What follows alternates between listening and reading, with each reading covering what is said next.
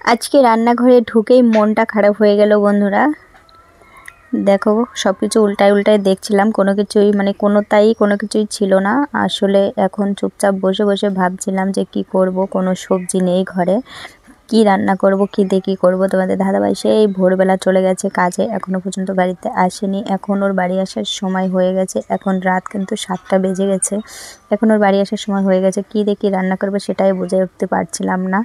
তো যাই হোক, হ্যালো সবাইকে, সবাই কেমন আছো? আশা করছি সবাই খুব ভালো আছো। তোমাদের ভালোবাসা ও আশীর্বাদে আমিও অনেক অনেক অনেক ভালো আছি। তো চলো এবার রান্না বান্না শুরু করা যাক। এই যে দেখতে পাচ্ছ বন্ধুরা, এখন কিন্তু রাত, ওই যে বললাম না 7টা বাজে। এখন আমি চলে এসেছিলাম দোকানে ডাল নেওয়ার জন্য। আমার কাছেও সেইভাবে টাকা পয়সা ছিল না, তো যেটুকু ছিল সেটুকু দিয়ে একটুখানি ডাল নিয়ে চলে এসেছিলাম। এই যে দেখতে পাচ্ছ, আর একটা বিস্কুটের প্যাকেট নিয়েছিলাম। এই বিস্কুটটা সকালবেলা চা দিয়ে খাওয়ার জন্য নিয়ে চলে আসছি। এই যে দেখো, এখন ডালটাকে সেদ্ধ বসাতে দিতে হবে। এটা হচ্ছে মুসুরির ডাল নিয়ে চলে এসেছি, মুসুরির ডাল করব আর করব আলু ভাজা দিয়ে।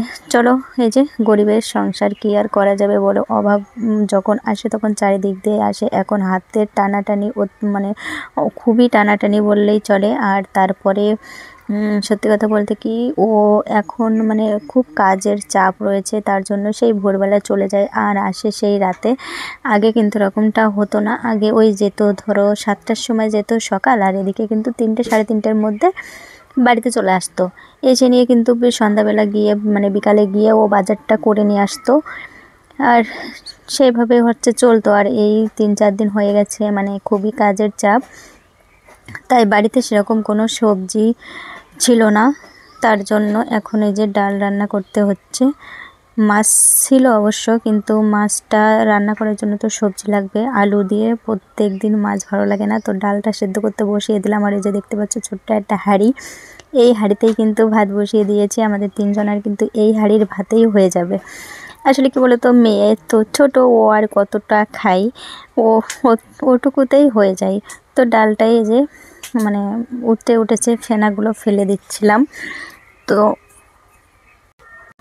রান্না করতে করতে ভাবছিলাম যে সময় কিন্তু সবার একরকম যায় না, এমন এমন সময় আসে যে খুবই খারাপ মানে সময় চলে আসে, তখন মানে কোনো কিছুই ভালো লাগে না, কিন্তু তবুও সবটা মানিয়ে নিতে হয়। তো এই যে দেখতে পাচ্ছ রান্নার তো হয়ে গেছে, মেয়ে তো ঘুমিয়েছিল, মেয়েকে কিন্তু বড়বাবু তুলে নিয়ে চলে আসলো। আর এই যে দেখো, আমরা কিন্তু সবাই ভাতটা বেড়ে নিয়েছি, এখানে আলু ভাজা রয়েছে। আর এই যে ডালটা দেখতে পাচ্ছ, আলু ভাজাটা কিন্তু একদম ঝোড়ো মানে করে একদম সেই মানে অনেকটা পাঁপড়ের মতো। আর এই যে এখানে রয়েছে মাছের তরকারি দিয়েছে শাশুড়ি বরকে। তো এই যে দেখো, খাওয়া দাওয়া তো কমপ্লিট হয়ে গেলো, এবার মশারিটা টানিয়ে নিলাম। এই যে দেখো, এখন বরকে দিয়ে দেবো একটা ওষুধ, ও ওষুধটা খেয়ে নিয়ে শুয়ে পড়বে। আর এই যে দেখো, ওষুধটা মেয়ে যাচ্ছে মানে ও খাইয়ে দেবে, তার জন্য এই যে দেখতে পাচ্ছ, দেখে না মুখের মধ্যে পুরো ঢুকিয়ে দেবে ওষুধটা। আসলে লাইটটা ওইদিকে ছিল, তো তার জন্য এরকম কুয়াশা কুয়াশা আর মানে হয়েছে। তো চলো, এই যে এখন আমিও ঢুকে গেলাম মশারির মধ্যে।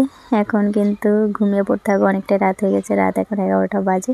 তো সবাইকে গুড নাইট, সবাই ভালো থেকো, সুস্থ থেকো, আবার দেখা হবে নতুন একটা কোনো ভিডিওর সাথে। টাটা।